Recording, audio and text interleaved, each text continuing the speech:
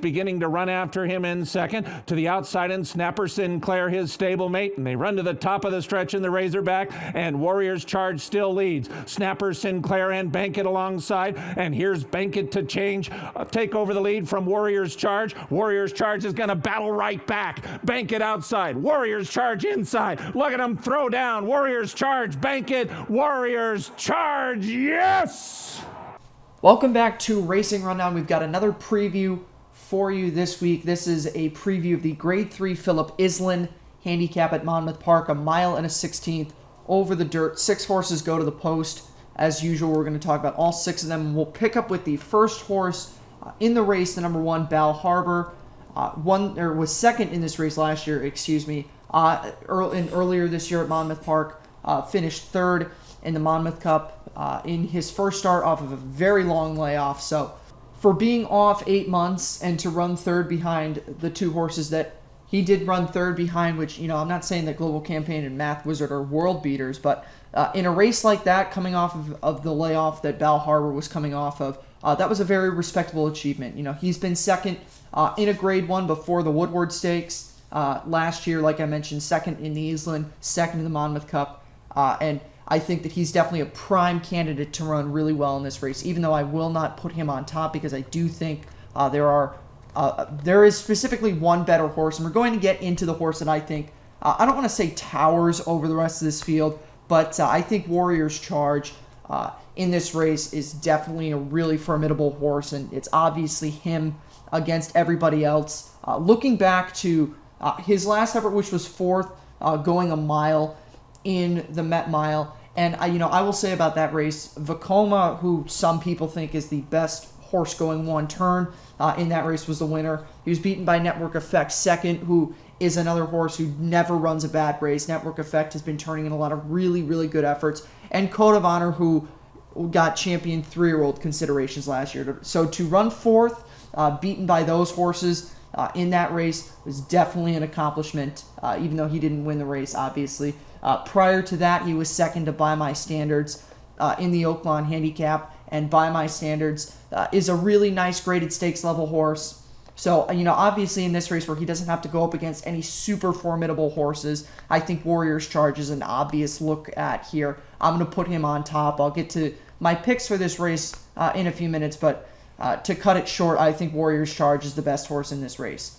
The 3 is Pirates Punch, a horse that I really liked going into the Stephen Foster, and he did disappoint in that race, but I'm not going to completely give up on him because of that poor effort in the Stephen Foster. I'm going to look at some of the races that I talked about in that Stephen Foster preview, the races that gave me the indication that I really liked him. Obviously, the big race that I talked about was his 3rd place effort in an allowance optional claimer at Oaklawn on Arkansas Derby Day, when he was beaten by Endorsed and Bankit, and he was only beaten a neck by Bankit and Endorsed, who did go on to run a second to Code of Honor in the Westchester, even though he did disappoint most recently in the Alydar. That was a really, really good 3rd place effort for him, and given the margins that he lost by, you can definitely see that was a very quality effort for him. His 3 efforts prior to that, he won another allowance race at Oaklawn by 5 lengths. In his other victory in a non-stake race before that in January at the Fairgrounds, he won by 11.5 lengths. He was 3rd in the Mine Shaft, a Grade 3 at the Fairgrounds, beaten by Silver Dust, who did run a good race in the Blame Stakes earlier this year. But in that Mine Shaft, Pirates Punch only lost by about 2.5 lengths to Silver Dust, and then Gunnet, who was second. So if you can look past the Stephen Foster, which I'm not saying completely draw a line through that effort, because it obviously wasn't a great performance for him, but if you're willing to give him another chance, as I am, then definitely he's a very strong consideration for a race like this. I just don't know whether or not he would have the talent to beat a horse like Warriors Charge, The 4 horses, wait for it, and I don't want to say that I'm tossing him specifically, but I am going to look past him because I do think the top 2 or 3 horses in this race are a little bit better than him. He has been running solid races recently. Last out, he was a winner of an allowance at Delaware, was second in allowance earlier at Parks, and on January 6th. He won one of his 2 races that he's won this year, but he was 5th in the Harrison E. Johnson Memorial at Laurel earlier this year. So I'm not really super intrigued by him, but if you think that he's going to run up to some of those allowance races, then go ahead, take your shot with him. The 5th horse is Just Whistle, a horse that I really liked going into the Monmouth Cup last out, which unfortunately disappointed me there. But if you look at some of his prior races, he was 4th in the Suburban. That was really kind of a battle for the minor placings in that race. No one was ever going to beat Tacitus that day. He won the Sunday Silence and then was 2nd in the Howell's Hope Grade 3 down at Gulfstream earlier this year. So he does have some solid efforts this year.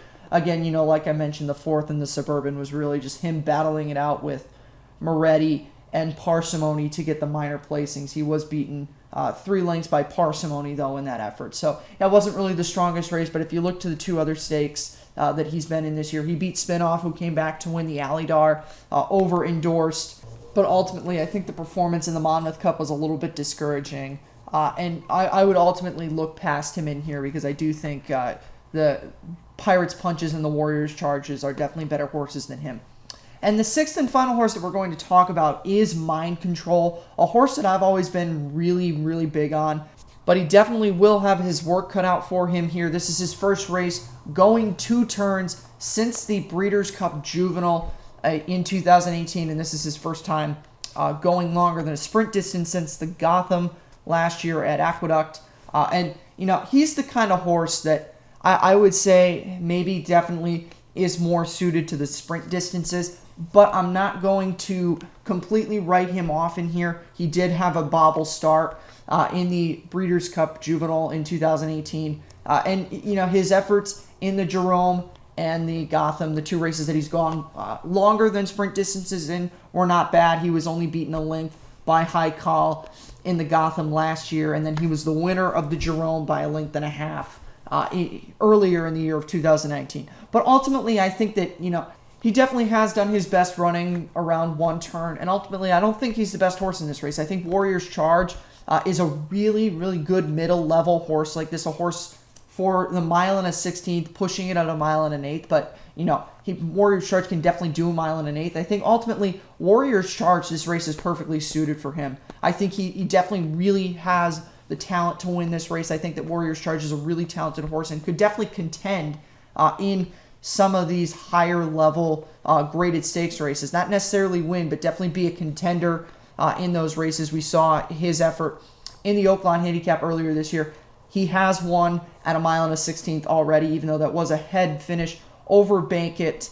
But he did have to battle in that race and have to work for it. So I think Warriors Charge is definitely a pretty easy bet to go with here. I'm going to go Pirates Punch 2nd, and I will put Mind Control in for 3rd just because I do respect him. But I'm going Warriors Charge and Pirates Punch. I think that Pirates Punch will rebound off of that poor effort in the Stephen Foster, and Warriors Charge will have another really solid graded stakes win in this effort. So thank you for stopping by, and we will see you for a preview of the Diana later on this week. Have a good one.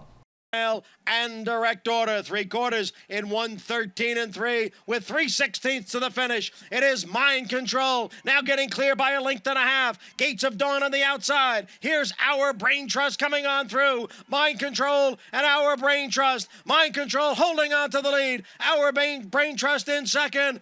The hopeful winner, Mind Control, wins the Jerome in his 3-year-old debut. Our